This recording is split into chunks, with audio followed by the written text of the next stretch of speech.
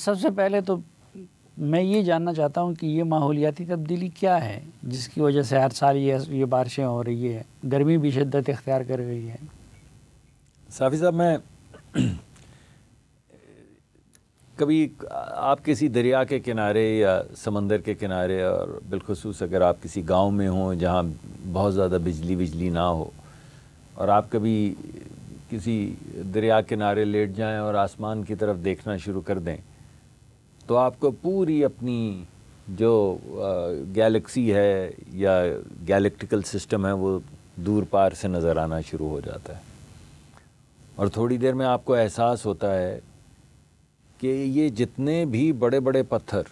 یہ پلانٹس جن کو آپ کہتے ہیں یا ستارے کہتے ہیں یا سیارے کہتے ہیں، یہ سب بے جان ہیں، اور یہ سب بے جان پتھر کے بڑے بڑے جو گولے ہیں یہ گھوم رہے ہیں، لیکن قدرت سے ان کو اس سے کچھ فرق نہیں پڑتا، وہ پھر بھی گھوم رہے ہیں۔ جب زمین پہ زندگی تھی تب بھی گھوم رہے تھے، جب زمین پہ زندگی نہیں تھی تب بھی گھوم رہے تھے۔ یعنی اگر زمین پہ کوئی بھی زندگی نہ رہے، نباتات نہ رہیں، تو اسے قدرت کو کچھ فرق نہیں پڑے گا، اور ایک بے جان پتھر کی طرح یہ دنیا بھی اسی طرح گھومتی رہے گی جیسے ابھی ہمارا سورج ہے اس کے ارد گرد بے شمار سیارے گھوم رہے ہیں، تو زمین بھی ایک پتھر گھومتا رہے گا۔ جو میں بنیادی نقطہ اٹھانا چاہ رہا ہوں وہ یہ ہے کہ انجسٹس جو ہے، عدل نہ کرنا، عدل نہ ہونا، یہ انسسٹینیبل ہے، اور اگر آپ قدرت کے ساتھ یہ کھیل کھیلیں، چلیں انسانوں کے ساتھ تو جو کھیل ہم کھیلتے ہیں وہ کھیلتے ہی ہیں، آپ کے سامنے ہے فلسطین بھی، آپ کے سامنے سیریا بھی ہے، آپ کے سامنے لبنان بھی ہے، آپ کے سامنے بے شمار ایسی کشمیر ہے، آپ کے سامنے بے شمار ایسی جگہیں ہیں، چلیں ہم ایک دوسرے کے ساتھ تو یہ کھیل کھیلتے ہیں، اپنے جانوروں کے ساتھ بھی کھیلتے ہیں۔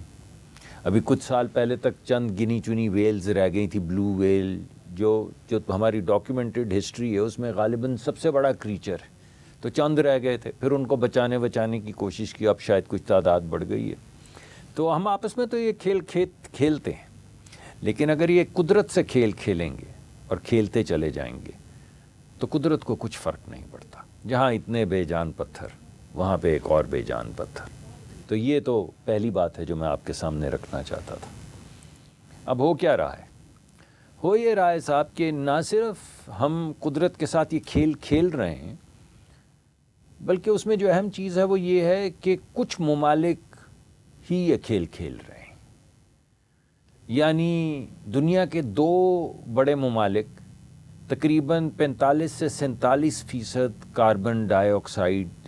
ایکویولنٹ پیدا کرتے ہیں، یعنی جن کو گرین ہاؤس گیسز کہتے ہیں، یعنی وہ وجوہات جن کی وجہ سے دنیا کا ٹیمپریچر بڑھ رہا ہے، جو میرا نقطہ ہے جہاں پہ میں جانے کی کوشش کر رہا ہوں، وہ صرف 2 ممالک دنیا کے جو ہیں وہ 45 سے 47%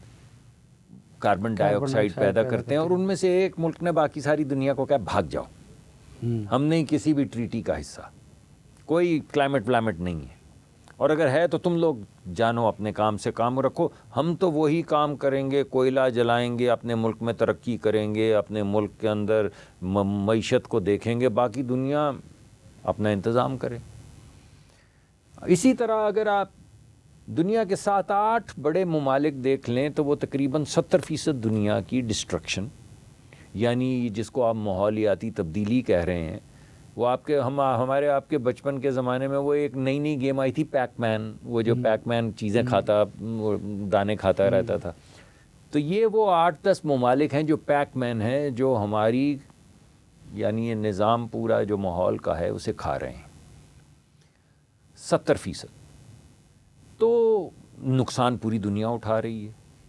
اور ماحول کو کھا رہے ہیں ٹاپ کے 8 ممالک۔ اب عجیب ذی بات یہ ہے، یعنی جس کو میں ہپوکریسی کہتا ہوں، یا ہپوکریسی کو اردو میں کیا کہیں گے آپ؟ منافقت، دوغلاپن۔ تو آپ ذرا دوغلاپن اور منافقت دیکھیے کہ دنیا کے اندر یہ جو ماحولیاتی تبدیلی کے لیے جو گرین فائنینسنگ مہیا کی جاتی ہے، اس کا 85% یہی ممالک اپنے پاس رکھ لیتے ہیں۔ اچھا، یعنی جو ملک ماحول کھا رہے ہیں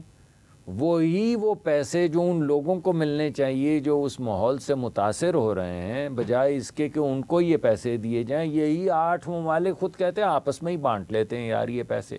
اور ہم ہی کچھ کر لیتے ہیں۔ ان ملکوں کا کیا ہے؟ یعنی ہمیں تو یہ ایسے ٹریٹ کرتے ہیں جیسے ہم کوئی ویگا بانڈز ہیں، وہ نہیں ہوتے آوارہ لوگ جن کا کوئی پتہ نہیں، خانہ بدوش کے کہیں ہیں شہروں میں رہنے والے لوگوں کو کیا خانہ بدوشوں کے ساتھ۔ تو ایسا دکھتا ہے کہ یہ وہ جو 8-9 ممالک ہیں یہی بس شہر ہیں دنیا کے، اور باقی سب خانہ بدوش ہیں، کہیں رہتے ہوں گے، کسی کو پرواہ نہیں ہے، کسی کو پتہ نہیں ہے۔ 85% پیسے وہ رکھ لیتے ہیں، باقی پوری دنیا کے لیے 15% ہے۔ اس پوری دنیا میں ہم بھی ایک چھوٹا سا ملک ہے۔ اب ہماری کیا مسئلہ ہے؟ ہمارا مسئلہ یہ ہے کہ وہ چیز جو ہمارے لیے سہولت ہے قدرت کی طرف سے، وہ چیز جو ہمارے لیے آپ سمجھ لیں وسیلہ ہے قدرت کی طرف سے، گلیشیئرز، ہم ان گلیشیئرز کے نیچے ایک وادی کی طرح بچھے پڑے ہیں۔